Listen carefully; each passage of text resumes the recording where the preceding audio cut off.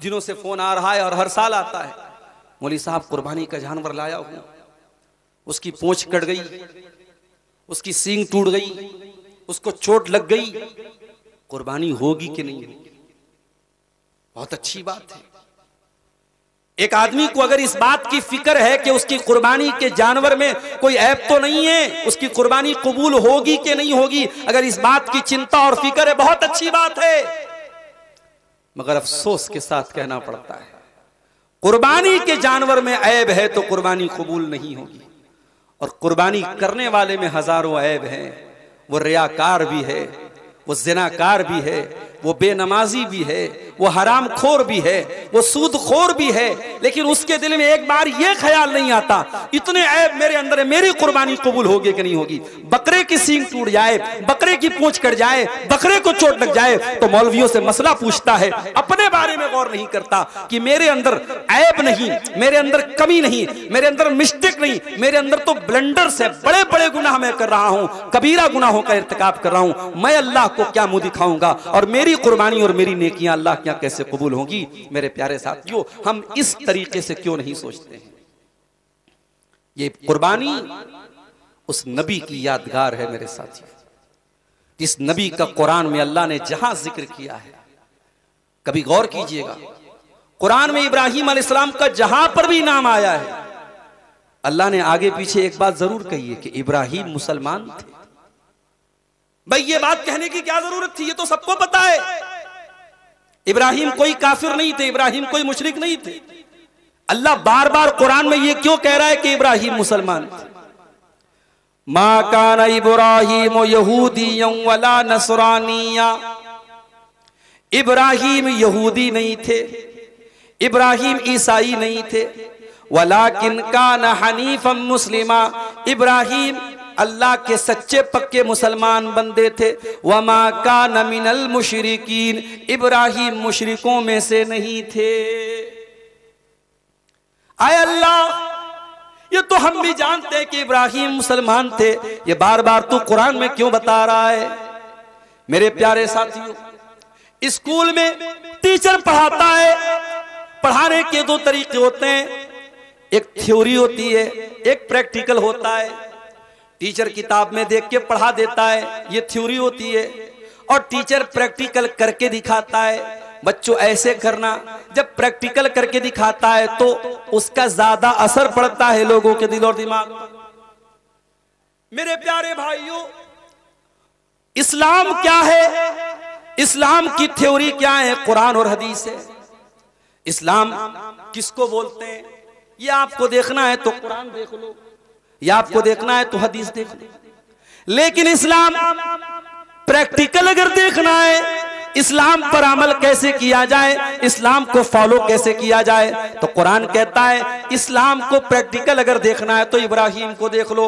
मा काना इब्राहिम यहूदिय्यन वला नसरानिया, ओ लोगो, इब्राहिम सच्चा पक्का मुसलमान था। ऐ यहूदियों, आप जानते हैं दुनिया की 2/3 आबादी इब्राहिम से मोहब्बत करती है। हम तो करते हैं, यहूदी भी करते हैं। यहूदी अपना बाप करार देते हैं, ईसाई अपना बाप करार देते हैं, ईसाई भी मोहब्बत करते हैं, यहूदी भी मोहब्बत करते हैं। लेकिन कुरान क्या कहता है? ऐ यहूदियों, तुम किस मुंह से इब्राहिम की मोहब्बत का दावा करते हो? तुम तो शिर्क करते हो, तुम तो अल्लाह का बेटा करार दे। कोई कीड़ा चला गया अंदर, काट रहा है।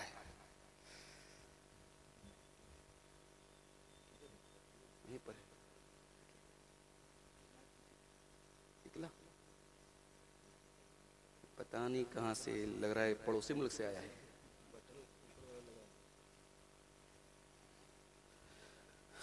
अल्लाह रहम करे, ये कीड़े इतने कहां से आ गए? अल्लाह फरमाता है यहूदियों, तुम ये दावा करते हो कि हम इब्राहिम के चाहने वाले, किस मुंह से दावा करते हो? तुम मक्कार हो, तुम एक नंबर के मुशरिक हो, तुम अहले तौहीद के दुश्मन हो। और मेरा इब्राहिम तो इमामुल मुवहिदीन है, इमामुल मुस्लिमीन है। इब्राहिम तो सच्चा पक्का मुसलमान है। इब्राहिम ने कभी तौहीद से समझौता न किया, कभी गैरुल्लाह के आगे सर न झुकाया। ऐ ईसाइयों, तुम ईसा अलैहिस्सलाम को सन ऑफ गॉड बोलते हो, अल्लाह का बेटा कहते हो, और तुम कहते हो कि हम इब्राहिम से मोहब्बत करते हैं। मा काना इब्राहिम यहूदिय्यन वला नसरानिय्यन वलाकिन काना हनीफम मुस्लिमा। मेरा इब्राहिम तो सच्चा पक्का मुसलमान था, वो तो ना तो यहूदी था ना तो ईसाई था, इब्राहिम मुशरिक नहीं था। और उसके बाद फरमाया कि ऐ लोगों कान खोल करके सुन लो, इब्राहिम से सबसे गहरा ताल्लुक अगर किसी का है, लल्लज़ीना तबऊहु व हाज़न नबिय्यु वल्लज़ीना आमनू। फरमाया इन्ना औलन नास बि इब्राहिम, इब्राहिम से सबसे करीबी अगर ताल्लुक किसी का है तो उन लोगों का है जो इब्राहिम को फॉलो करते थे, जो इब्राहिम के तरीके पर चलते थे। और इस आखिरी नबी जनाब मोहम्मद रसूलुल्लाह सल्लल्लाहु अलैहि वसल्लम का है और मुसलमानों का है। ऐ यहूदियों तुम्हें शर्म आनी चाहिए, तुम्हें कोई हक नहीं पहुंचता उनसे अपना ताल्लुक जोड़ने का। ये तो वही वाली बात होगी, कोई कब्र पे सजदा करे और कहे कि साहब मैं नबी का आशिक हूं, नबी से मोहब्बत करने वाला हूं, ये मुंह और मसूर की दाल। अरे जब तू कब्र परस्ती में लतपत है तो तू किस मुंह से नबी से मोहब्बत का दावा करता है?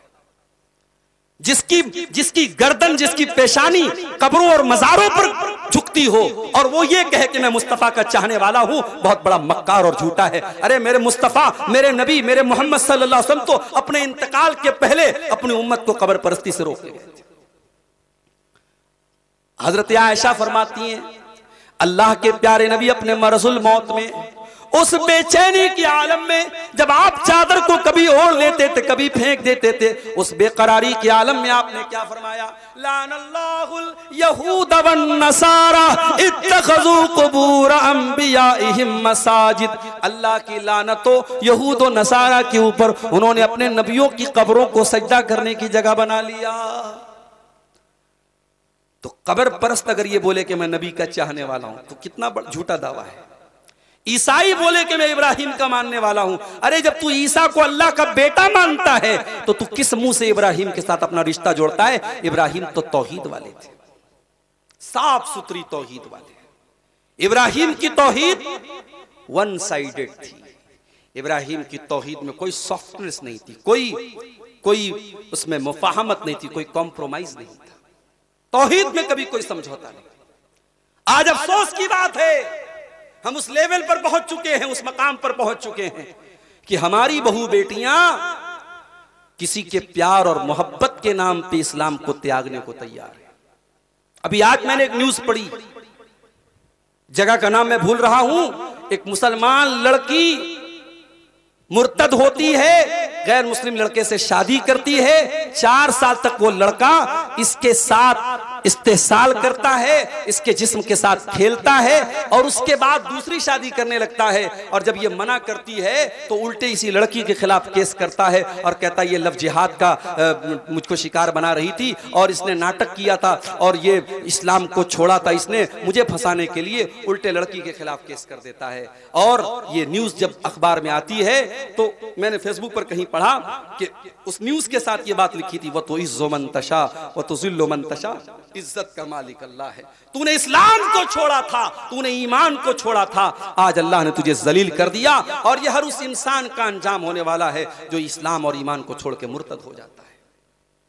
ईमान कोई इतनी हकीर चीज नहीं है मेरे साथी, कोई प्यार और मोहब्बत के नाम पे इस्लाम को छोड़ दे।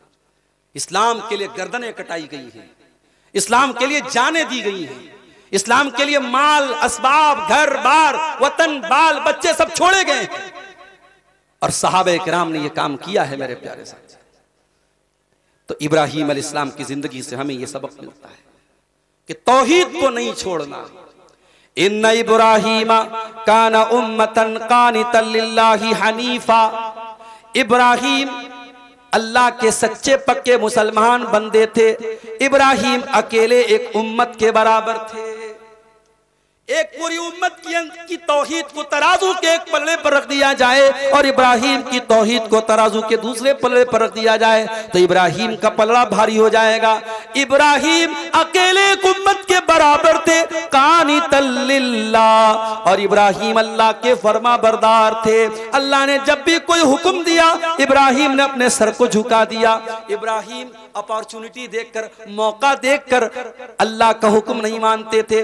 जब भी अल्लाह का हुक्म आया इब्राहिम की गर्दन झुक गई। कानितल लिल्लाह, इब्राहिम अल्लाह के वफादार बंदे थे।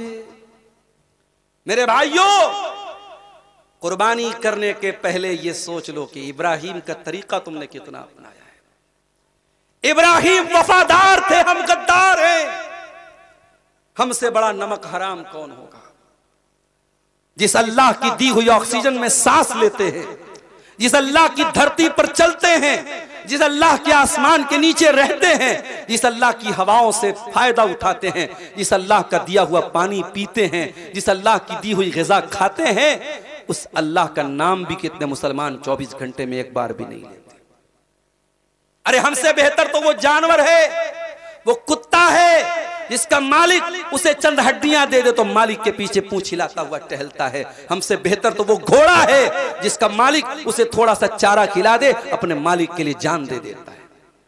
इसीलिए कुरान कहता है वल आदियाति दबहा फल मूरियाति कदहा फल मुगीराति सुबहा फअतरन बिही नका फवसतन बिही जमा इन्नल इंसाना लिरब्बिही लकनूद। ऐ मेरे बंदो, कसम है उन घोड़ों की जो दौड़ते दौड़ते हाँफने लगते हैं, जिनकी टापों से चिंगारियां निकलती हैं, जो दुश्मन की फौज पे जाके हमला कर देते हैं, दुश्मन की फौज में बीचों बीच करके हमला कर देते हैं। ऐ इंसान, जरा उस घोड़े से तू वफादारी सीख जो अपने मालिक के लिए अपनी जान दे देता है। इन्नल इंसान लिरब्बिही लकनूद, बेशक इंसान अपने रब का बहुत बड़ा नाशुक्रा है।